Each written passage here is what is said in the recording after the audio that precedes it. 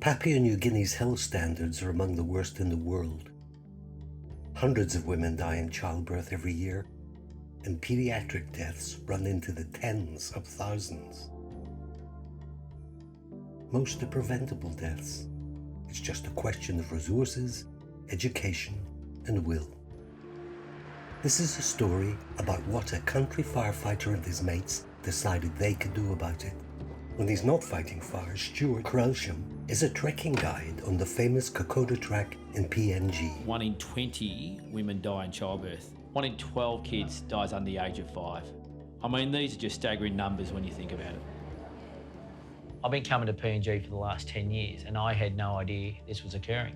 When you hear statistics like that, you just think, I've got to do something about this. Stuart approached Peter Miller, founder of No Roads Expeditions. Together they came up with a creative solution. The concept: to invite people with medical training to donate their services free of charge.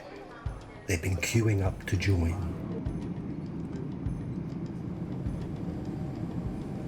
In April 2014, a No Roads to Health contingent returned to Papua New Guinea for the 4th time.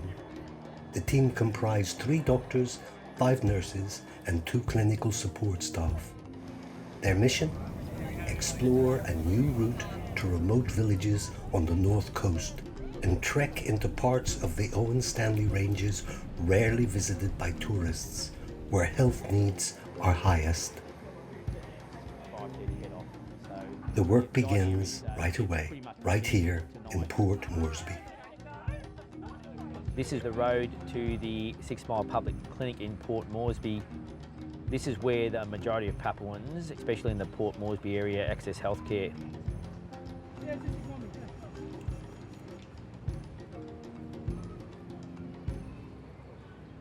Today's antenatal day, which is right up our alley, is fantastic. They'll be given a number, and without additional resources, I reckon they'll all be seen today. We're in Papua New Guinea trying to support the local healthcare workers. The women in later stages of pregnancy will have their blood pressure and blood sugars done, and then we'll be just doing some examinations of their abdomen to check the baby. Women here with a high rate of malaria, so a lot of women are anemic, which is a risk in pregnancy. We're really here to see what can be done to try and improve the healthcare here. A huge number of Papuans have undiagnosed eye conditions, so No Roads has partnered with local NGO PNG Eye Care. I've worked with PNG Eye Care for 5 years now. We do a lot of rural and urban outreaches to other centers. Most people, they don't know about eye diseases and the problems with eye and the need for glasses. People think that they are blind without knowing that they need glasses to actually see well. Difficult what they can do for some of the younger babies, like the premature babies who are in the special care nursery. But a lot of babies and kids here seem to be quite bright and happy, and they're probably getting the treatment they need, which most of the time with kids is rehydration, antibiotics and oxygen. So they're in the best place for it. Yep. So how many obstetricians do you have working at the hospital? Okay, so two obstetricians and 25 deliveries a day. So that's a lot of work. Yes, it's a lot of work. Big workload. Big work.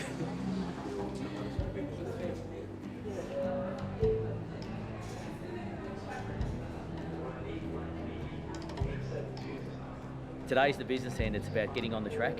So off to Popondetta and then shuttle bus up to Boona on the coast of Papua New Guinea. The team is scheduled to run a clinic at Boona Aid Post today, but in PNG there are kids with health issues in almost every village.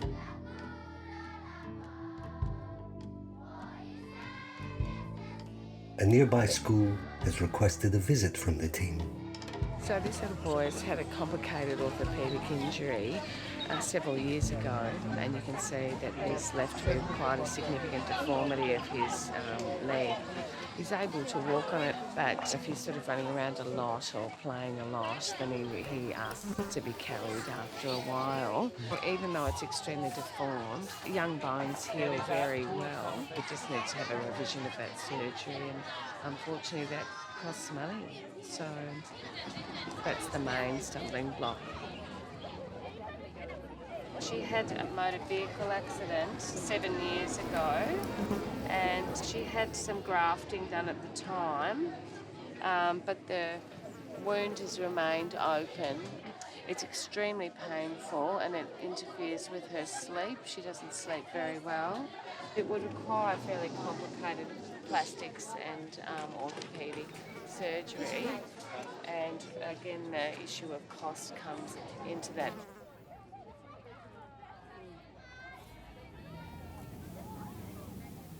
Heading off to Boona now. It should take a few hours, but it's a dry weather road only, and it has been raining.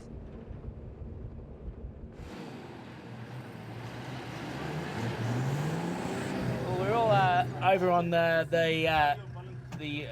driver's side of the vehicle here, all squeezed up, all 6 of us. So we've been tossed around a little bit. It's all part of the adventure. You pay big money for this sort of stuff.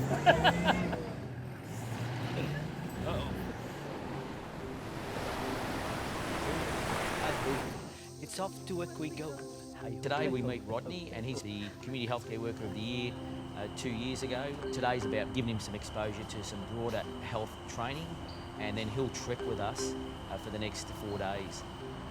This afternoon we are pleased to accept you. I have a colleague who come in to help us in our need. So much thank you for coming.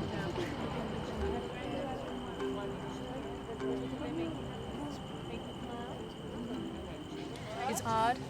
Lots of chronic problems that you can't treat in one go, and you need to be here to see people again. And it sounds like Rodney's been doing a really great job. Medications are so limited. We haven't even got paracetamol today, which is the most basic painkiller. So very difficult. I walked the Kokoda track with my brother for his birthday. We were moved by it and enjoyed it so much that I felt I had to come back and see some more of the country and do any little bit of help I can. Hopefully we can raise awareness and more people will become involved in these sorts of trips. I mean, it's just a great adventure.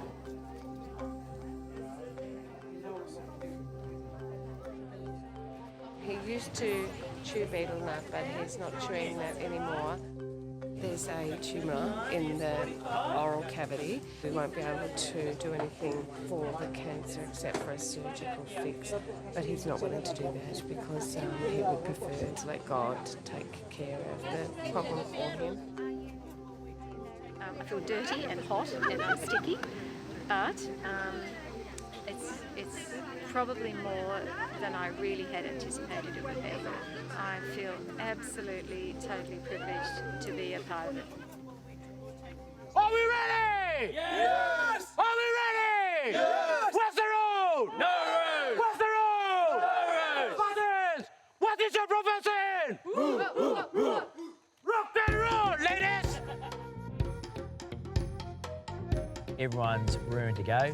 This is what we've really been waiting for, to get on the track itself, to walk through the villages, to walk up the Owen Stanley Ranges. 9 hours of hard trekking. This will really test everyone out.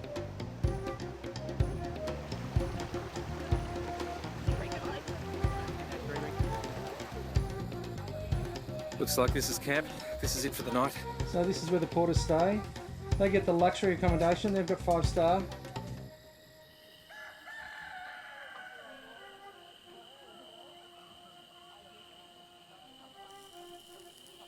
This morning the team was planning a visit to Azurva Memorial, a really significant place for Australians with a sense of history. Whenever I walk into Sarava, you can actually feel the Australians here. You can sense the ghosts. It's a place where you reflect. It's a place where you stop and think.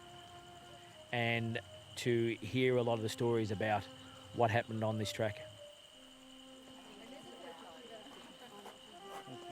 it all comes together here.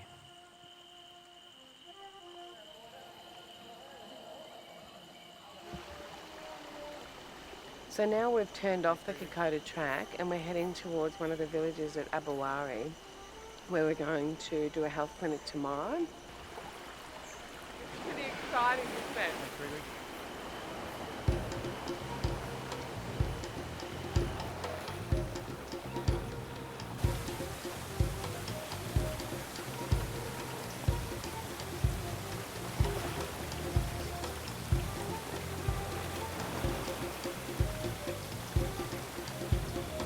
That's an adventure in itself.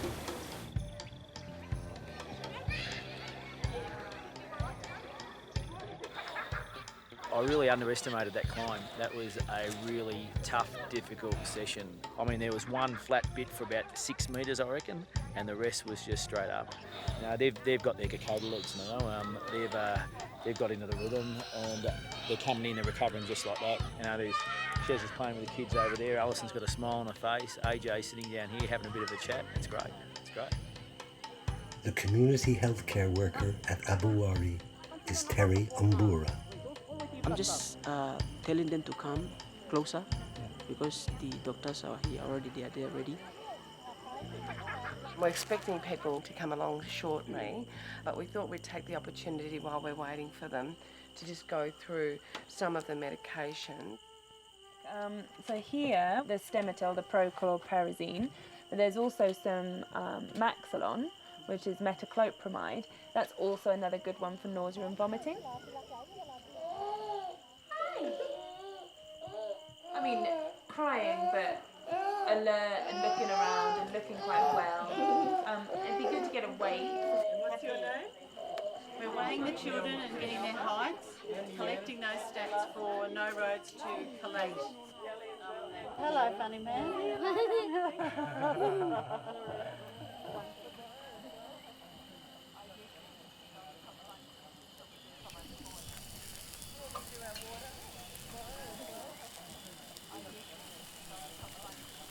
The last morning in PNG, or in the Highlands anyway, and feel a bit sad. You know, you think to yourself, heading back to normal life, and the adventure will soon be over. But I know I'll be back.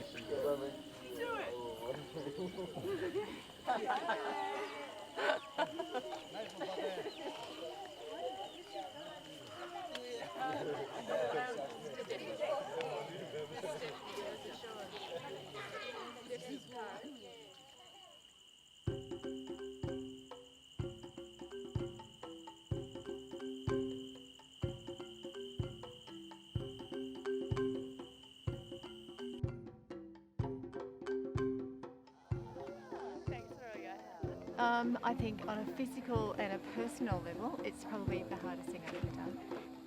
You'd almost go and do it again to have that feeling again. Maybe not today, maybe tomorrow. It's amazing how quickly you can bond with a group of people when you share this kind of experience. It's great, but it was challenging. We were never going to be able to go in and change the world in 7 days we were here, but at least we could do enough to make a start. I think people travel all around the world.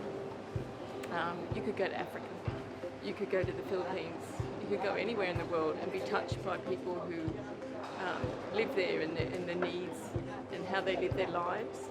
And I came to Papua New Guinea. Amazing group of people that we've been so lucky to share it with, and it's just, it's been an absolute privilege to spend time with them and go on the journey together. At this stage, I really think I'm more in awe of the doctors that went on this trip and their hearts and